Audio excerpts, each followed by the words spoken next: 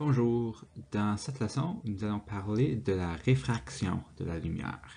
C'est la prochaine étape. Maintenant, nous avons terminé la réflexion de la lumière. Nous allons voir comment la réfraction de la lumière est différente. Cette leçon correspond au chapitre 11.1 de votre manuel, si vous voulez suivre dans le manuel. Et le résultat d'apprentissage d'aujourd'hui, c'est vraiment de pouvoir se dire que tu peux décrire le comportement de la lumière quand il passe d'un milieu à un autre.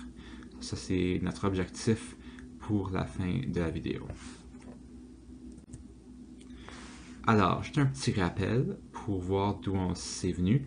La lumière, on a vu que c'était une onde électromagnétique. On a vu que la lumière se propage dans une ligne droite tant qu'elle reste dans le même milieu. Alors, disons que la lumière reste toujours dans l'air ou toujours dans l'eau. Elle va toujours se propager dans une ligne droite. Et on a vu que la lumière suit le chemin le plus court et le plus rapide. Ça, c'était le principe de Fermat. On a vu que la lumière est extrêmement efficace et va toujours trouver la meilleure façon de se rendre d'un point à l'autre. Alors là, la question d'aujourd'hui, c'est que se passe-t-il à la lumière quand elle change de milieu? Par exemple, si la lumière passe de l'air à l'eau, est-ce que ça va continuer dans une ligne droite? Ou est-ce que quelque chose d'autre va se produire? C'est cette question-là qu'on va essayer de répondre aujourd'hui. Pour commencer, j'aimerais vous montrer une courte vidéo qui va démontrer un peu le phénomène de la réfraction.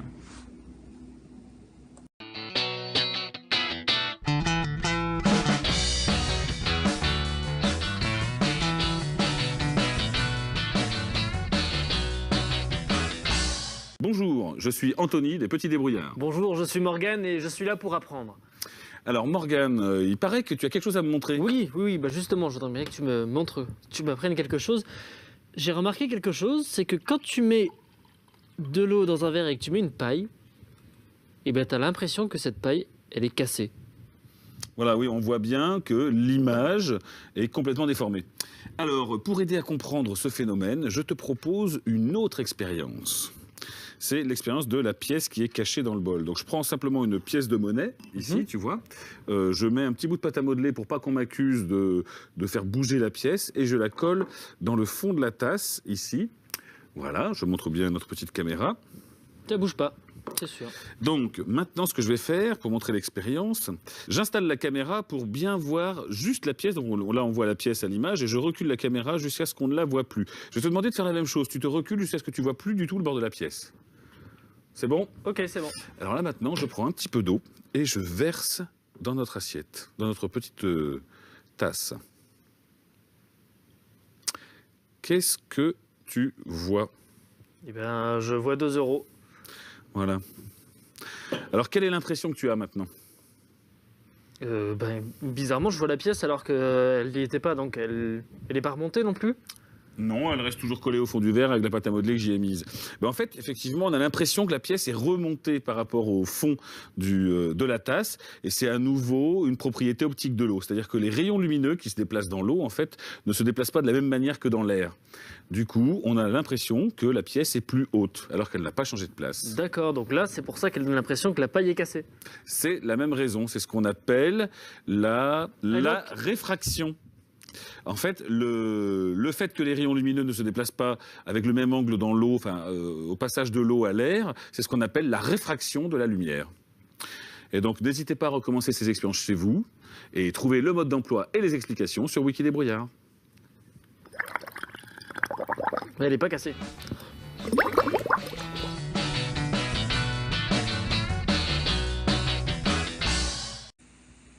Alors là, cette vidéo nous a montré un exemple concret de ce qu'on appelle la réfraction.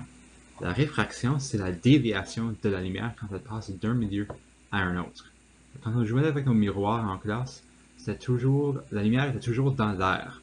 Elle ne changeait jamais de milieu, alors on n'avait pas de réfraction. Mais dès que la lumière change de milieu, par exemple de l'air à l'eau, il va dévier. Puis le mot réfraction, c'est vraiment ça, c'est un autre mot pour déviation, pour être dévié. La lumière, quand elle dévie, elle change de direction et de vitesse. Alors si par exemple on avait notre verre d'eau. Et on a un rayon lumineux qui frappe. Il va être dévié, il va aller dans une autre direction. Puis c'est ça qu'on avait vu dans la vidéo. Alors, comment est-ce que ça fonctionne un peu? Ben, rappelons que la lumière est une onde, qui a des crêtes et des creux. Alors jusqu'à date, on a vu des ondes seulement dans un plan, qui sont deux dimensions. Imaginons pour un moment qu'on ajoute une troisième dimension à nos ondes.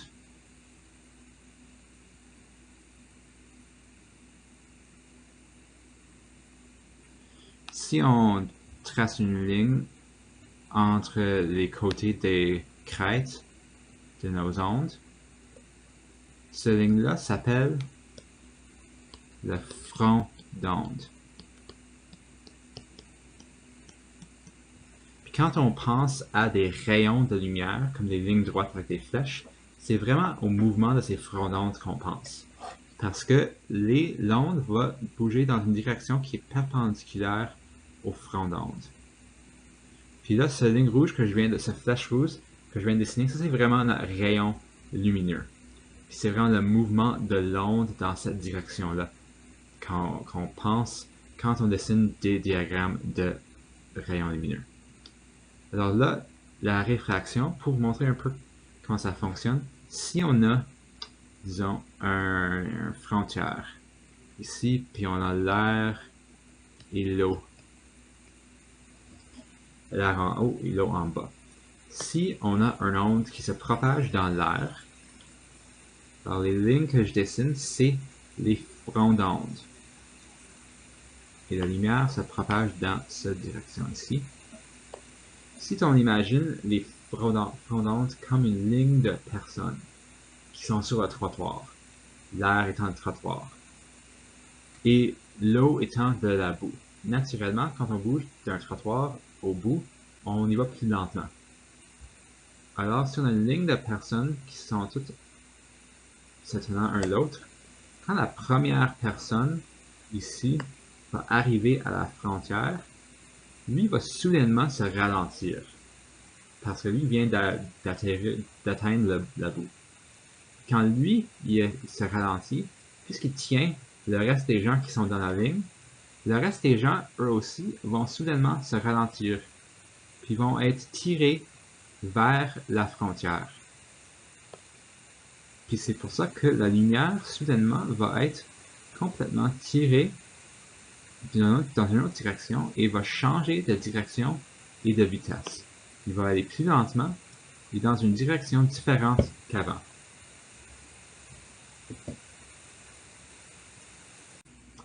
Alors là, la question qu'on pourrait se poser, c'est comment est-ce qu'on sait si la lumière va aller plus vite ou plus lentement dans une certaine substance? Puis pour nous aider à savoir ça, les scientifiques ont créé quelque chose qui s'appelle l'indice de réfraction.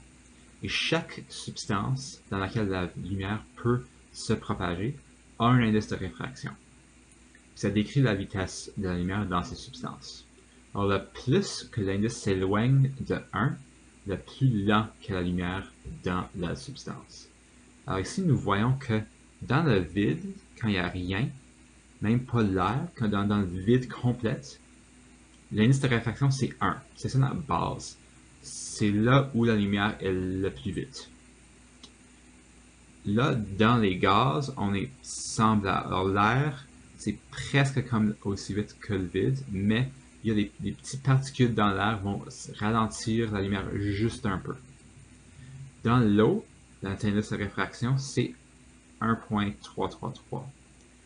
Alors, c'est un peu plus lent que dans l'air et dans le vide. Là, on voit différentes valeurs pour différentes substances. Ça, c'est un tableau de votre manuel en passant.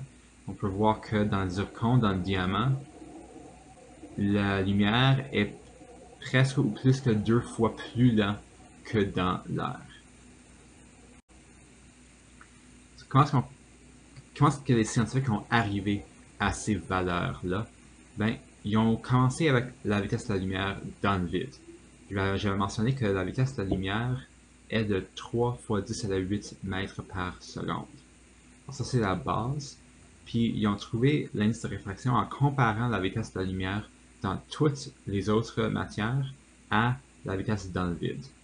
Alors ici, en bas, nous avons la formule pour calculer l'indice de réfraction. Alors on utilise le symbole N pour indice de réfraction. Et N, c'est égal à C, qui est la vitesse de la lumière dans le vide. Puis lui, c'est le 3 fois 10 à la 8 mètres par seconde. Et V, c'est la vitesse dans un milieu donné. Alors, par exemple, dans l'eau, c'est 2,26 fois 10 à la 8 mètres par seconde. Alors, si on voulait calculer l'indice de réfraction de l'eau, par exemple, on pourrait dire que N est égal à 3 fois 10 à la 8 mètres par seconde divisé par 2,26 fois 10 à la 8 mètres par seconde. Et si on fait ce calcul, on devrait trouver que N est égal à 1,333. Alors l'indice de réfraction nous dit la vitesse de la lumière dans un milieu par rapport à la vitesse de la lumière dans le vide. Alors, on avait vu aussi le principe de Fermat. Est-ce que le principe de Fermat explique la réfraction? Oui, absolument. Alors, un petit rappel, le principe de Fermat, c'est que la lumière va toujours trouver le chemin le plus court, le plus efficace. Alors ici, nous avons un diagramme de votre manuel qui montre le trajet de la lumière quand ça passe de l'air à l'eau. Alors si la lumière commence à un point A en haut, si ça veut se rendre à un point B en bas, évidemment, on pourrait tracer une ligne droite de A à B. Alors on pourrait dire que la lumière va voyager dans l'air, ici, puis on sait que la lumière dans l'air est plus vite que dans l'eau. Donc, en haut ici dans l'air, il va voyager plus vite que ici dans l'eau. Alors, étant donné qu'il passe plus de temps dans l'eau, que cette partie-là est plus grand que cette partie-là, il va passer plus de temps dans une zone où il voyage plus lentement. Mais le principe de Fermat nous dit que la lumière va toujours trouver le chemin le plus court. Alors, c'est pour ça qu'il va passer autant de temps que possible dans l'air. Il va prendre le chemin plus long dans l'air ici, où il voyage plus vite, pour passer le plus de temps que possible dans l'air. Et là, il va rentrer dans l'eau plus tard, quand il peut minimiser son temps dans l'eau, où il voyage plus lentement. Alors, quand il passe plus long dans une zone où il voyage plus rapidement, en tout, il va voyager plus vite parce que sa vitesse est plus grande. Puis c'est comme ça que le principe de Fermat explique comment la réfraction se produit. Alors, est-ce que toute la lumière est réfractée? Pas nécessairement. L'image en bas à gauche nous montre qu'une image, comme quand on regarde dans une fenêtre, souvent on peut voir une réflexion dans la fenêtre. C'est pas une réflexion parfaite comme dans un miroir, mais il y a quand même une réflexion. Alors un miroir va tout réfléchir, mais d'autres substances vont partiellement réfléchir et partiellement réfracter la lumière. Donc, pour nos diagrammes de rayons, comme on a pratiqué en classe pour la réflexion dans les miroirs, pour la réfraction, on va maintenant ajouter un nouveau élément à notre diagramme. Alors, on a encore notre rayon incident, on a encore notre rayon réfléchi. Maintenant, nous allons ajouter notre rayon réfracté. Ce rayon réfracté, c'est celui qui sera de l'autre côté de la frontière entre l'air et l'eau. On a encore notre angle d'incidence, on a encore notre angle de réfraction. Nous avons maintenant un angle de réfraction. L'angle de réfraction, c'est l'angle entre le rayon réfracté et la normale. Puis encore une fois, ça c'est notre normale. La normale, ici, on avait notre normale ici, comme on avait vu dans notre diagramme. Maintenant, on prolonge la normale de l'autre côté.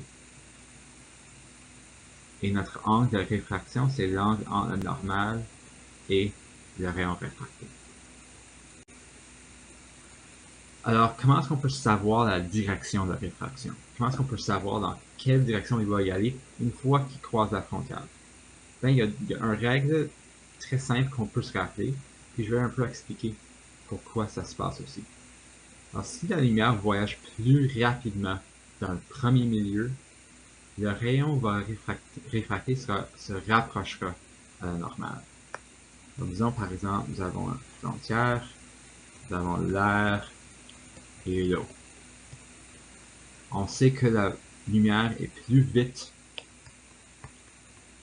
dans l'air et plus lent dans l'eau. Alors ça, c'est en fait le même exemple que j'avais montré au début.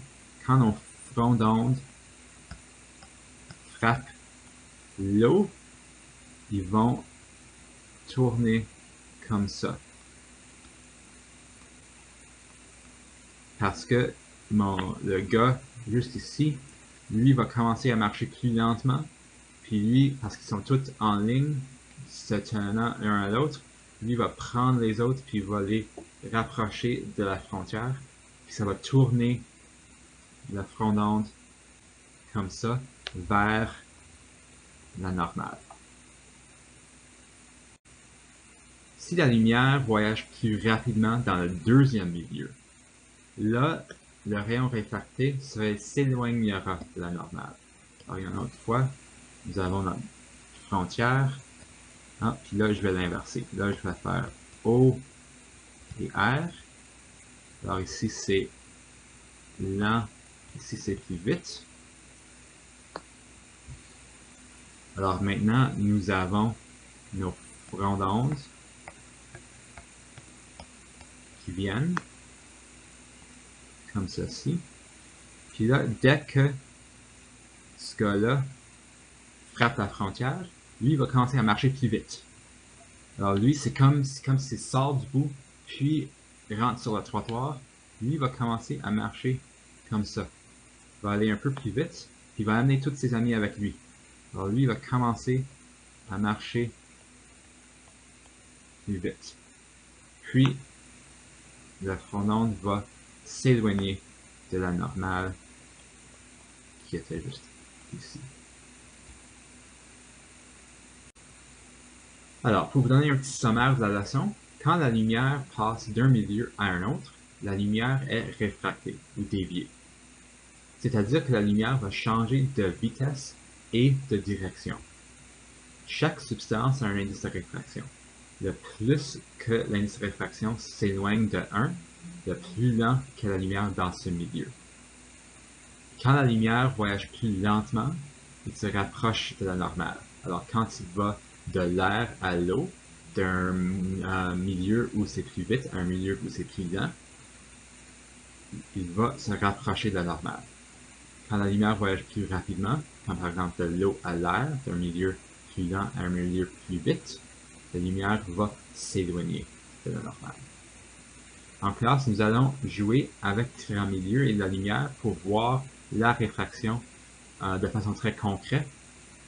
Et dans la prochaine leçon, nous allons continuer à explorer et à prédire la réfraction de la lumière.